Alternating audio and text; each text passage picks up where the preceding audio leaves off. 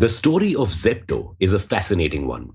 It is the story of a 10-minute grocery delivery startup that sprung out of nowhere and became a soonicorn. That's a $900 million valuation in just a year. It is the story of two 19-year-old Stanford dropouts who made it to the 1,000 crore rupee club. But this is the side of the story that sells, the story with all the glamour and fame. Today, we look at the other side of the so called success story of Zepto, a story that involves a third co founder and unheard name.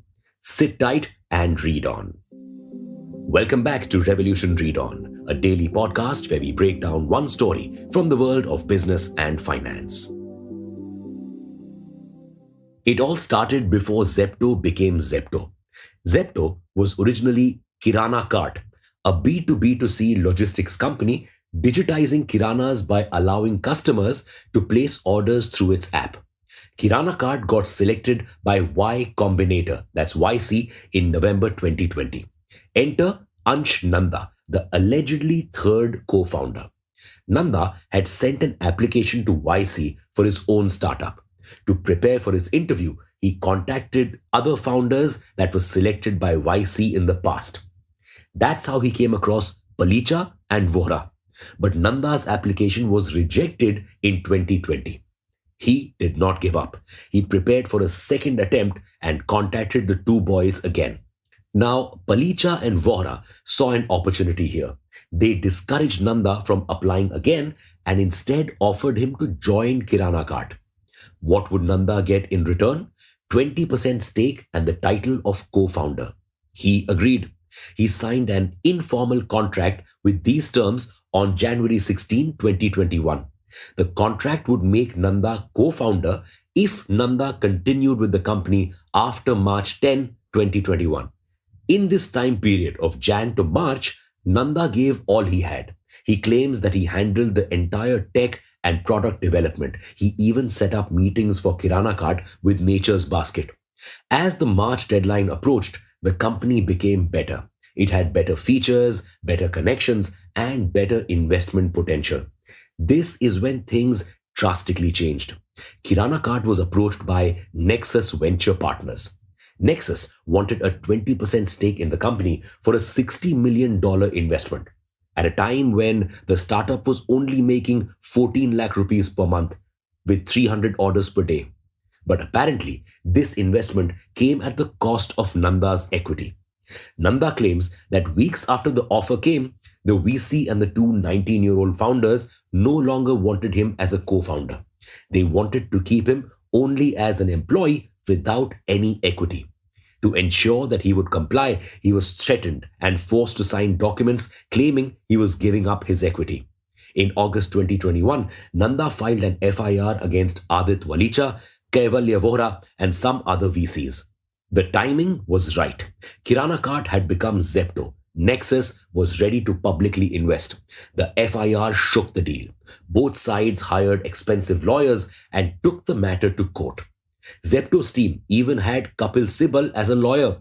But in just 3 months, this matter was resolved out of court. How? Undisclosed. It is also unclear how valid Nanda's claims were. Was the case settled to silence Nanda, or did they want to ensure hassle-free further funding rounds? These are unanswered questions. But our key takeaways from this situation are: first, proper contracts need to be signed when you're launching a startup. The startup world runs on technical nitty-gritties as much as it runs on trust. And second, VC money will come with terms and conditions and a lot of pressure. Now, we don't really know who was at fault in this situation, but Zepto does seem a little sketchy. The 19-year-old celebrated entrepreneurs seem to have almost no stake in the company. Both their fathers have more stake than them. It looks like the founders will have almost no equity left after further funding rounds. But this wasn't the equity structure initially. It looked much different in November 2021. So there could be two possibilities. First, the equity of the fathers of the two founders wasn't disclosed. And second, the equity was transferred to them later. No matter who's running the show, Zepto seems to be doing well. It is one of the only quick commerce services out there, apart from Blinkit, that actually delivers in 10 minutes. It also offers the second best discounts according to a customer survey and has the best customer service. The financials, however, seem troubling. Profitability in the near term is almost impossible, and EBITDA margin for FY22 was negative 259.39%. Profitability will only be achieved if they reduce discounts and if more people pay for deliveries. Interestingly, only 3% of people are willing to pay a delivery fee for deliveries under 30 minutes.